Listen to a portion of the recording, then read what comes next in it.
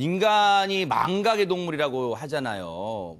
요즘 뭐 보면 엊그제 한 달 일도 좀 기억하기 어려운데 여러분에게는 62년이라는 세월은 어떻게 느껴지십니까? 홍순빈 아나운서. 네, 지난 10월 중순에 한 70대 할아버지가 서울 강남 고속버스 터미널의 버스 회사에 직접 찾아옵니다. 아하. 할아버지의 손에는 직접 쓴 편지와 현금 10만 원이 들려 있었는데요. 아하. 이 편지와 돈을 버스 회사 직원에게 건네면서 62년 전 자신의 일화를 조심스럽게 털어놓습니다. 62년 전 일화를요? 그렇습니다. 아하. 62년 전, 그러니까 이 할아버지가 16살 소년이었을 당시 이 소년이 전주에서 출발해서 자신의 고향인 순창군 인계면으로 향하는 버스에 올라타는데 아하. 무임승차였습니다. 돈을 안 냈어요? 돈을 안 내고 있었던 아하. 거죠. 잠시 후에 이 버스 차장이 승차권을 검사하는 과정에서 네. 이 소년이 무임승차를 했다는 사실이 드러납니다. 아하. 그래서 꾸지람까지 들어요. 네. 그런데 이 마음씨 좋은 차장은요. 네. 이 소년을 버스에서 내리게 하지는 않았다고 합니다. 아하. 덕분에 소년은 목적지까지 아주 무사히 도착을 합니다. 네. 그런데 그 후에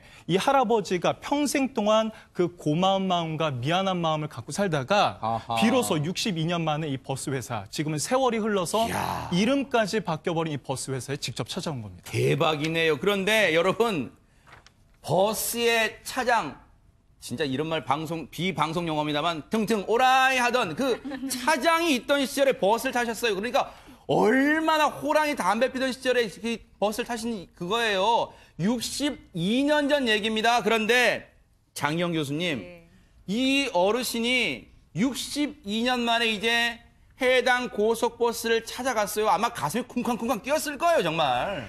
저는 이분이 62년 동안 이걸 가슴에 담고 살아왔다는 얘기를 듣자마자 그 시간이 정말 여기 있는 모든 사람들이 가늠할 수 없는 시간이거든요. 맞아요. 62년이라는 그러네요. 네. 시간은 16세 소년이 62년 동안 그 마음을 그 자체로 사실 뭔가 굉장히 뭉클한데 손편지를 쓰셨습니다. 내용을 제가 좀 읽어드릴게요. 네.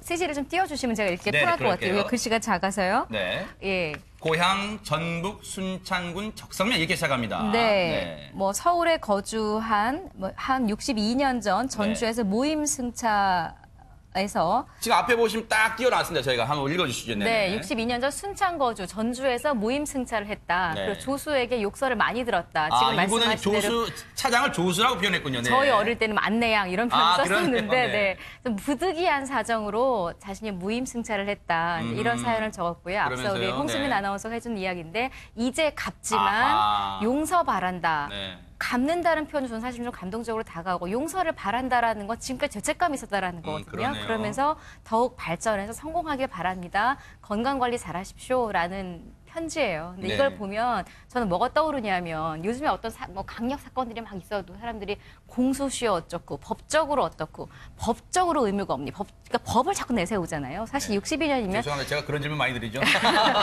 이게 지금 62년이면 네. 법적으로 이게 문제가 있겠습니까? 네. 저 요금 자체가 문제가 있겠습니다. 게다가 심지어는 굳이 책임 소재를 따지자면 당시에 차장이 그냥 가라고 했다라는 거 아니겠어요?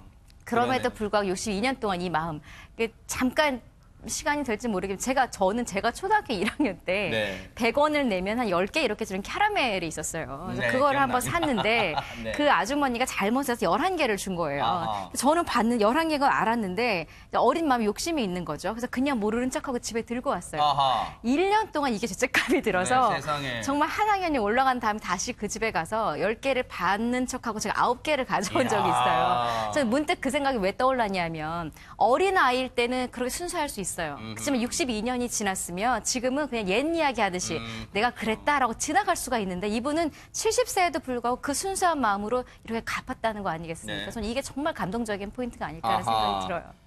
그러면서 당시에 무임승차했던 게 미안해서 앞서 읽어주신 우리 장 교수님이 읽어주신 그 손편지 보세요. 정말 진심을 담아 꾹꾹 눌렀었다. 이 필체를 보세요. 그런 게 그냥 느껴져요.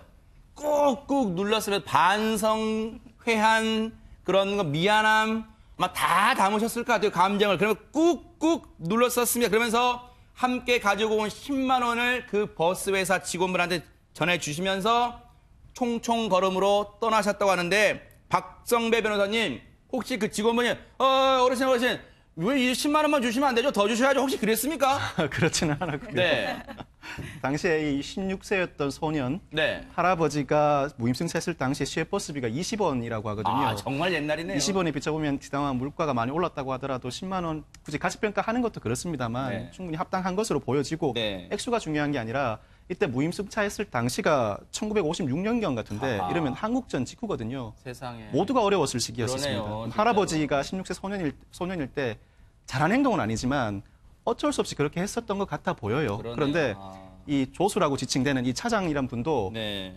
이렇게 해서는 안 된다 따끔하게 꾸중을 하면서도 굳이 형사상 문제를 삼지 않잖아요. 아하. 다 어려운 걸 아니까. 정이 있었네요, 진짜. 다 어려운 걸 아니까 그렇게 아. 용서를 해주고 보냈는데 오히려 처벌을 받지 않고 용서를 받다 보니까 우리 마음의 응어리로 평생 남아 있었던 것 같아요. 그랬네요. 이런 적절한 시기에 또 경미한 범죄의 경우에 네. 용서를 받는 건 오히려 한 개인한테는 긍정적인 영향으로 아하. 미칠 수 있다는 걸 한번 확인할 수 있는 사건이 그러네요. 아닌가 싶은 생각이 듭니다. 당시에 이 어르신은 손편지와 10만 원을 건네고 총총걸음으로 사라지셨는데요. 수소문 끝에 이 버스 회사의 임원분이 그 어르신을 찾아뵈셨답니다. 뉴스파이터 제작진이 직접 얘기를 한번 들어봤습니다. 그 할아버지께서 그동안 마음에 빚을 지고 사셨대요. 그래서 제가 그랬습니다. 그분 뵙고. 참 이제 편하시겠다고 농담 삼아 그동안 그걸 이렇게 마음에 담고 사셨으니까 이제는 좀 더 편하게. 동네에서 호인이시더라고요.